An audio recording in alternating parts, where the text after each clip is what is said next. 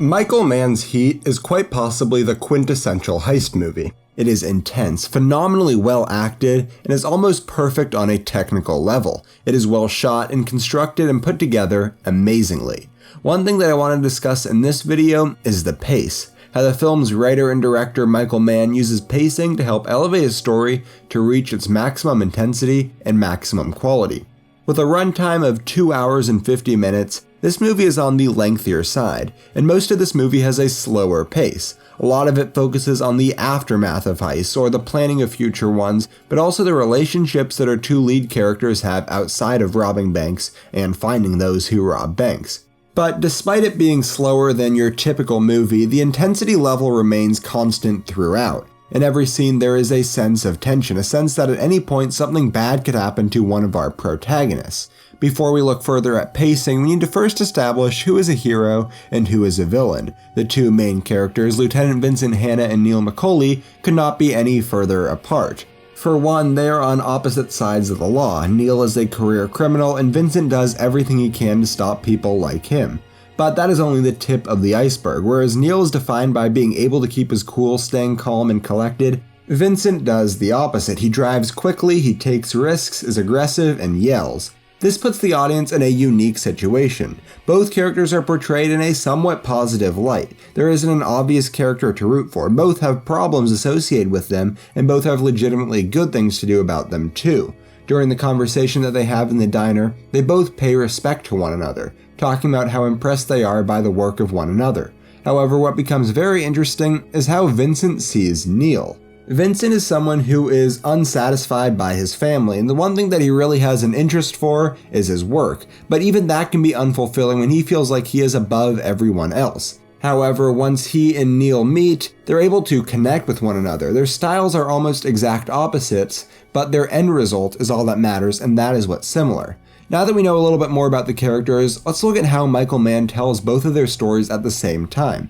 This in part has to do with the film's 4-man editing team, but also Mann's writing and direction. In the film, as we prepare for the first confrontation between Vincent and Neal, the two are on very different paces. Vincent is going as quickly as possible, talking to informants and trying to catch up with Neal as quickly as he can, whereas Neal is taking his time as he is planning his next heist. Through this, we are building up tension. We see one character going faster than the other, and it creates nerve. At this point, we are ready for action, and it is safe to assume that something is going to happen, maybe an arrest or another robbery, but what we get is much more reserved. Instead of a giant set piece, we see a confrontation, when Vincent sits down to talk with Neal. They aren't fighting, they're simply talking.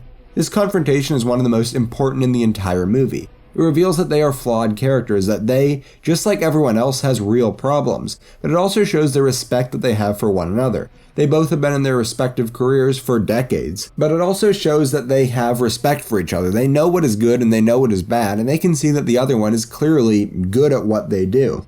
This entire scene is ultimately building up to an even bigger scene. We know that eventually their confrontation is going to be more than verbal, and eventually they're going to fight it out. It could even happen in this restaurant. But it doesn't. Instead, it just blows over, which is going to make the actual payoff even more worthwhile. In a way, by the time we get to it, we have earned that payoff. We had waited for an hour and 40 minutes for the big heist, and now we see it. There is a reason that this scene is talked about so frequently. It is one of the best scenes in cinematic history. It is incredibly well shot, well acted, well edited, and the sound is some of the best ever. However, when you isolate this scene, we lose some of the magic that makes it so great. This movie is built up around this entire scene. Everything that we have seen so far in this movie has to do with this very moment, whether that be planning it or trying to stop it from happening. We also have seen some other interactions which really help us make us understand what these characters have in their life outside of crime. It makes it so much more emotional, and this is a brutal shootout.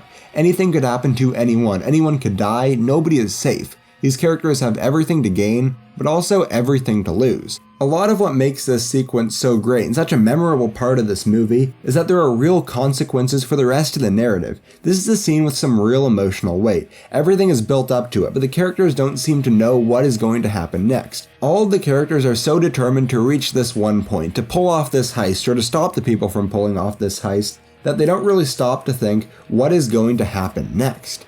After the heist is finished and the characters get away or die, there's still an hour left in the movie. In a lot of other action movies, this final battle or final heist would come in the last 10 to 15 minutes of the movie, but Heat is going to take its time. It sets up a lot of stories to tell before the heist actually happens that still need resolution, so instead of trying to rush through these, there is still a good chunk of time devoted to it. In the aftermath, relationships are explored, Neal goes after the people who sold him to the police, but most importantly, the 30 seconds rule that guided his life earlier in the film is questioned. The last hour of this movie is used to unwind and to tie up loose ends. This movie's ending is satisfying. Early in the movie it started a lot of different stories, and by the end they are wrapped up perfectly. This movie's pacing is able to make it so much more satisfying. Every scene builds up to something before the heist, and afterwards, everything is resolved. Above all else, what this movie shows is that taking the time to develop characters and resolve conflict can turn a generic story into a great movie.